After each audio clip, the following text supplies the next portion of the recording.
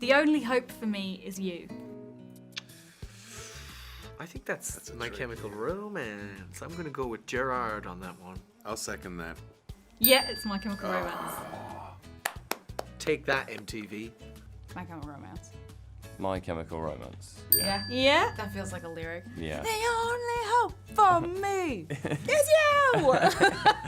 I didn't think it was possible to miss a person this much. That's the show. That's the Umbrella. I didn't think it was possible. Oh, that was it was Alison. That's wasn't us, it? yeah, with the baby. Oh, Umbrella Academy. That's it's your me. line. That's my line. Yeah. Oh. I don't love you like I did yesterday. MRC, I would say. Unless it was Aiden? MCR, you mean? Sorry, MRC. What did I say? MRC is a studio in LA. I've been saying MRC the whole time. Sorry, Gerard.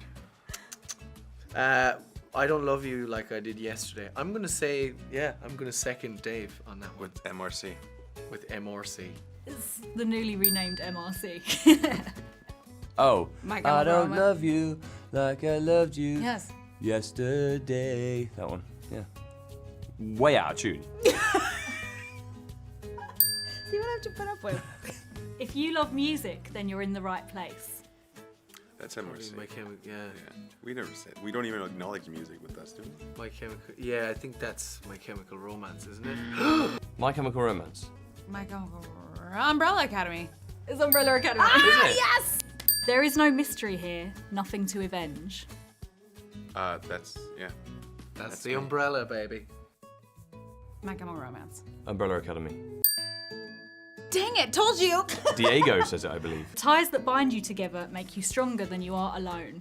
I think that's Umbrella Academy again, isn't it? Probably Dad's. Pogo or... Oh yeah, Dad, yeah. I mean, that's Umbrella our show. Academy. We're on your property, standing in V formation.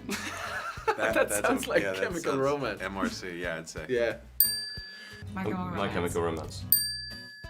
Did you headbutt me in the face? Yeah, I That almost was quite funny. I almost broke his nose, actually. I was like... He was trying to protect me from getting shot, and I kind of whipped my head back, and he just like blood, like Master Roshi and Goku, just like all his blood was just creeping out. Yeah, it was fun. We had sushi after that. We talked. We about did, it. yeah. Yeah, we We did. had a cuddle. And that day I was supposed to be absolutely wrecked drunk on vodka. So I was already in this kind of very like state of mind. And then the one sort of heroic thing that Klaus sort of does kind of half clumsily is sort of save his life from being shot by Cha-Cha. And what does he get for it? A headbutt in the face. Oh, well, most memorable would be our, I don't know how much you've seen, but we do Oh, yeah. a dance sequence together where it's a partner dance, and I think that would definitely be the most memorable. And Yeah. it was a great moment for Luther and Alison, but it was great for us as actors to work with each other, because me and Emmy get on so well anyway. So we Do had we? I despise you, so. Awkward. But yeah, I think that was definitely a defining moment for the characters in the show this season. Yeah, that was, it took me back to my roots a little bit coming from theater, but then also, I, in a weird way, and I would never say that I'm a dancer first, but to kind of like teach him and guide him through. Which I needed. No, he really didn't. He was incredible. For us to like find our way as friends and co-workers. I don't know what it is. What are this? Yeah. Co-family members through that whole process was so fun. It was a fun night on set. It was like 3 a.m. It was freezing, but it was a really, really great. good experience. There's some good laughs in there too. It was about 7 hours Yeah. altogether over like 4 days Yeah. that we It sort was of pretty intensive. quick. So we He had picked to it just up get really on with fast. it. Yeah. And Emma Portner, who was our amazing choreographer, who's actually Ellen's wife, was amazing, Yeah, wasn't she? she was Teaching us incredible. so patient. I was panicking that I didn't know, I'd never really worked with a choreographer like that before, so I was panicking that, anytime I'd get it wrong, it'd be like, oh, I should be getting it right by now. Yeah. But she was so good and so patient and so good at teaching us how to do it. And found a great balance between like just another partnering dance dream sequence in a show and like a partnering dream sequence in a show that still was like quirky and weird, like the Umbrella Academy and like the two characters. So it's not it's not a traditional. Yeah, It it's feels, very you know, there's different. like a lot of like intricate little hand Little things moves and stuff, yeah. It was great. We went to Montreal together. We did go to Montreal, for a couple of nights. We That met a was good, teacher who was Oh, a yeah. comedian. Yeah. Yeah.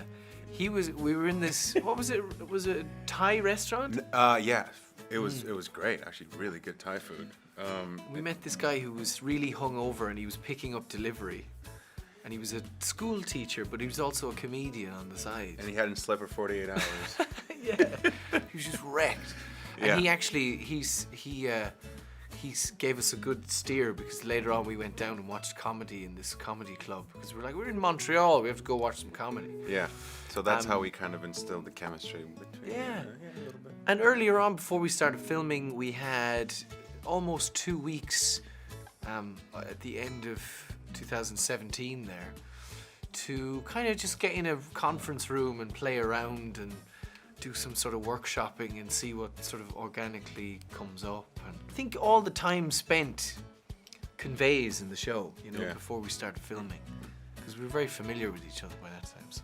Yeah, We also all lived did. really close together, so you know, and because there's so many of us in the cast and all of our plot lines splinter off, you know, we were all working a ton, but it was never like consistent week to week. So because our characters spent so much time together, we usually didn't or did not work a lot together.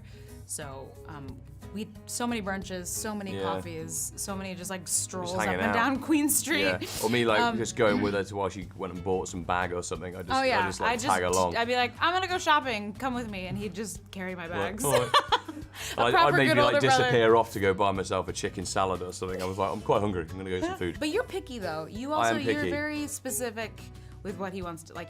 I just like to go shopping and see what calls upon my taste that day. And he's Yeah. like, no, I'm going and buying these specific pair of brown boots. It's like, just that? You're just gonna Just that. Okay. You wanna get a It t-shirt? took me or- nearly a whole season to decide whether to buy them or not. And then you didn't. And then I didn't buy them now. Because, it was for a winter season. So, It's riveting material. yeah. I was like, oh no. Well, it's over now. It's summer. I don't need them.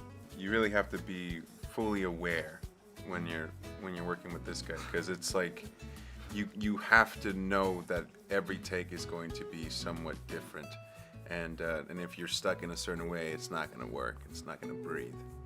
Yeah. I'm gonna slightly bandwagon on Dave's answer. There was a very relaxed, very